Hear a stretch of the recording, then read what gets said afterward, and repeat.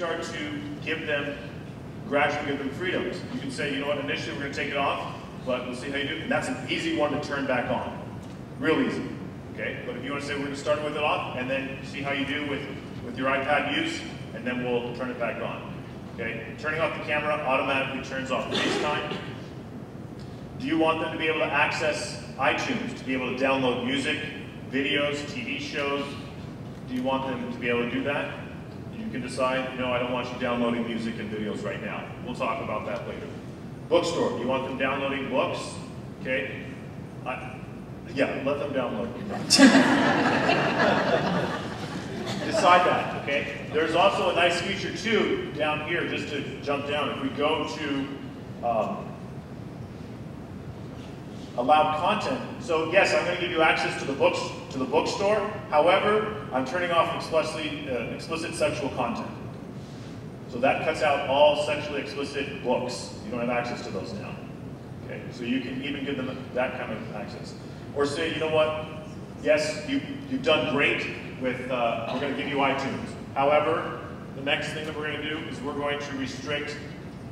You don't get to listen to explicit lyrics. So anything that's labeled explicit, you don't get to listen to at this point. When you're older, you can talk about that. Okay? So clean music and podcasts only. Movies, also under the iTunes store, movies. What movies do you want them to allow? What do you want to allow them to watch? Okay, these are your decisions. NC-17 is by default allowed. Okay, so you got to get in there and start checking off what you don't want them to have access to. If they only have access to G, PG, and PG-13, okay, whatever your household decides. TV shows, same thing. Those are the TV ratings. Decide what they have access to. By default, they have access to TV mature audience. Okay. This is what you can also allow. Say PG, and then when you turn 14, we'll talk about TV 14. Okay.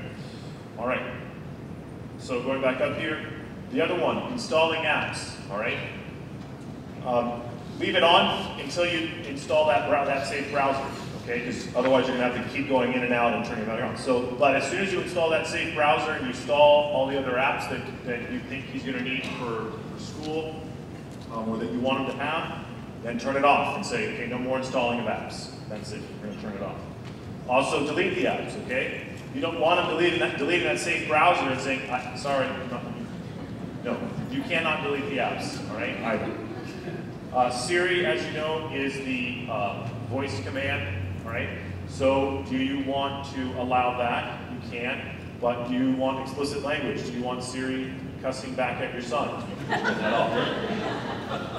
Okay, all right.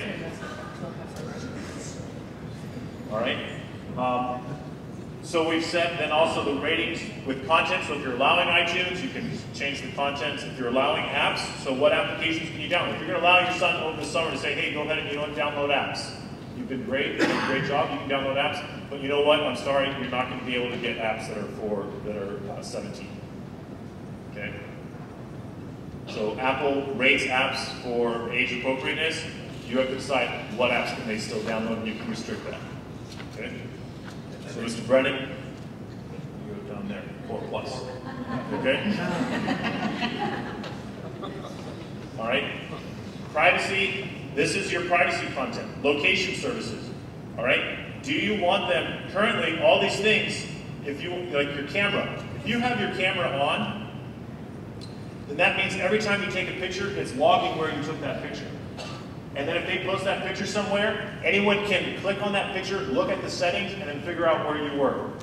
And then if they have enough information, they can start triangulating where you work, where you play, where you eat, where you live. They've got everything. So you can just go all location services. You can just set it per app. Each application has app. I mean, most of mine are off. I don't want people knowing where I am when I'm using the app. Okay? So I have baby connection on, so I know where my kids are and my babies are. So that's important. But camera, I do turn off. And then this setting up at the top, allow changes or don't allow changes. Do you want your kids to be able to change that? No, I do not want you to allow them. You cannot change the settings. Once I set them, that's it. You can't change them. All right? That's also a thing, an option there. So now you see location services are locked. Only those are protected. They cannot change those location services. And you can go through all of these, okay? I don't want to, we're kind of running out of time here, so I don't want to go all those, but these are the basics of restrictions. So games, if you're going to say no games, this is a school device, it's only for education, you can turn off the game center and say, nope, sorry, we're not playing games, and turn it off. So you can learn more about this if you want. There's a YouTube video on each one. You just type in restrictions, allow changes for accounts, and they'll talk to you about each one of those, or find my friends. You know, this you might want to consider doing if you want to track your kid and see where he is. If he has an iPhone or an iPod, you can track where they are. I mean, but that's sort of for advanced users. We can talk.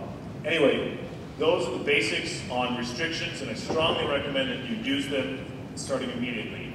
Okay, just as you would put restrictions on a car before you give your son the car, there are restrictions. Gradually ease into it. We educate you on it, and then when you've proven yourself to be proficient in it, mature and responsible, when we start to give you more and more flexibility. You know, even if you have a teenager that's going to be driving, you know, you say, you need to be home by 10 o'clock, because I don't like the people that are on the road after 10, all right?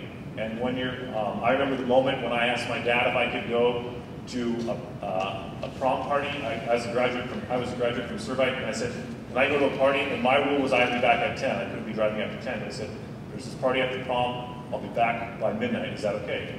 And he said, I was really excited because it was the first time he said, yes, you can. And so, the same thing. You know, we don't, even when we do give them the car, we still have restrictions on who they can drive in the car, where they can go, and how late they can be out. So, I don't think it's an unreasonable thing. And for all the students that are in here, if you think it's unreasonable, it's silly. It's absolutely silly.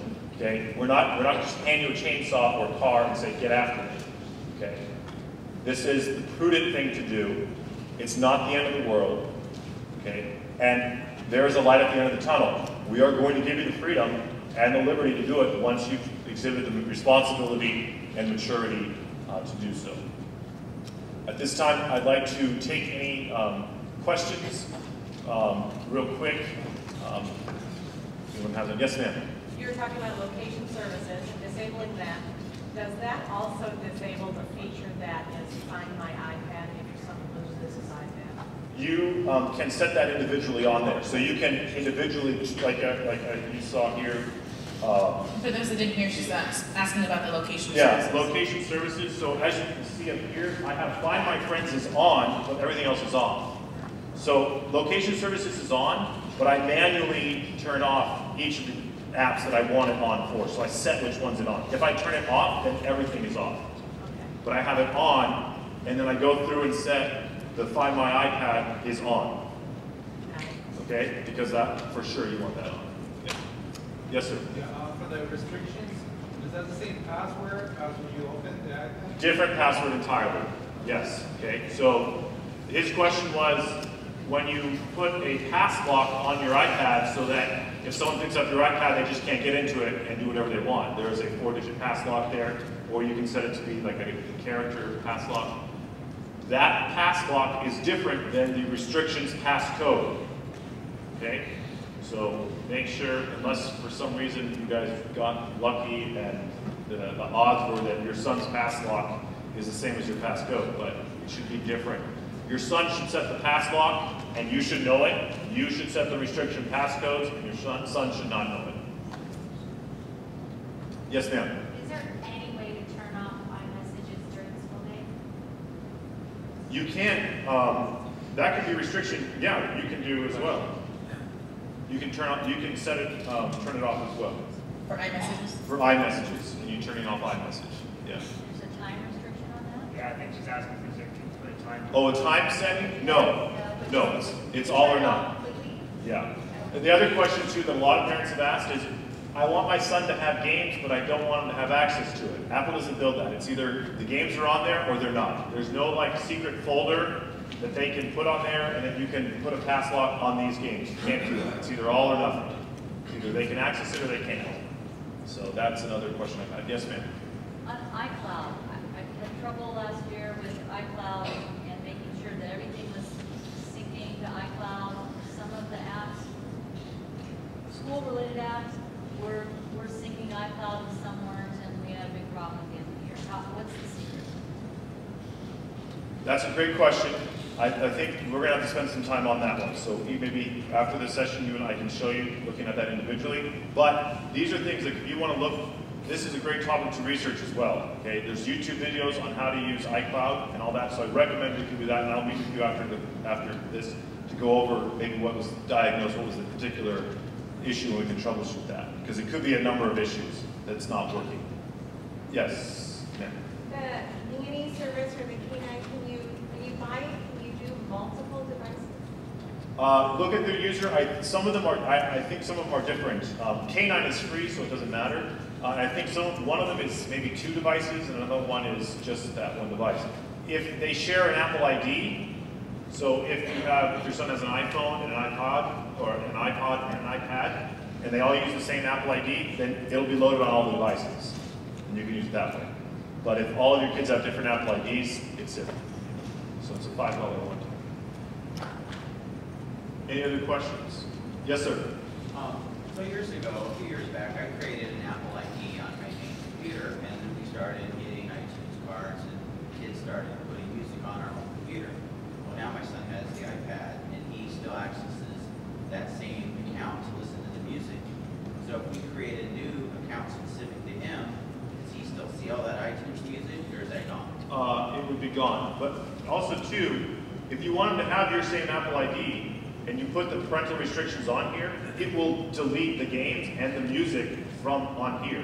So if you restrict explicit lyrics, or you restrict that, it won't be on here. You won't be able to download it off the iTunes store. Because the device doesn't come with them automatically, you have to then go to the iTunes store and download them off the cloud, and you're not paying for them again. So you can restrict that as well. So there's lots of options that you can go on there. If you want them to have access, or if you don't. He can't port the music from the one account to the other. He can, unless you restrict it. Okay. If you restrict it, then he won't be able to. Okay. Oh, yeah. Oh, I'm sorry. From one account to the other? Yes and no, kind of. It gets tricky. Give the home share. Yeah. Home sharing is an option. Yeah. Yeah, there are options, but that's really technical. We'll go into those. We can go into those later. Yes, ma'am. We had your woman in PD come and talk to their school, and they recommended Spectre Soft. Are you familiar? I'm not familiar with that. Is that for an iPad? Or anything, any device. Vector Soft? Spectre Soft. Sorry, yeah, we haven't heard of that one. But you're willing to be yes. Yeah, I'll look it up. I mean, there are others. There are others that I haven't, and please feel free to post it on our discussion forum, and we'll look at it and see what we can and share other options if it's. But these are the ones that we wanted to share with you tonight. Yes, sir. Apple just announced their new OS 7 coming out. They sure did. Yes. Are you going to be rolling that out, or? We usually wait until the first major update. Last year, when OS 6 came out, everyone wanted to do it, and when they did, they had problems on our wireless network. So we usually test. I recommend that they don't upgrade right away to iOS 7 until we've tested it and make sure that it is compatible with all of our network issues. So we want to make sure those are all out. And then I usually email everyone saying, okay, this is a stable update. It's a stable software patch. So go ahead and download it if you'd like. If we get a new iPad, though, you might have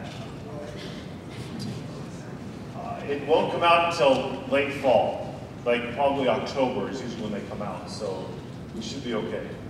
Yeah, it's usually when they come out. Yes, sir. Are there any applications, default applications on the iPad that you can't remove that we should, precautions that we should take, like navigation software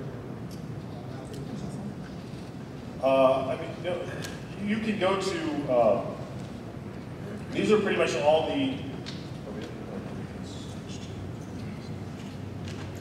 these are all the default applications on here. So Game Center you can restrict. Videos you can restrict because you can prevent them from downloading videos on iTunes, so you can restrict that.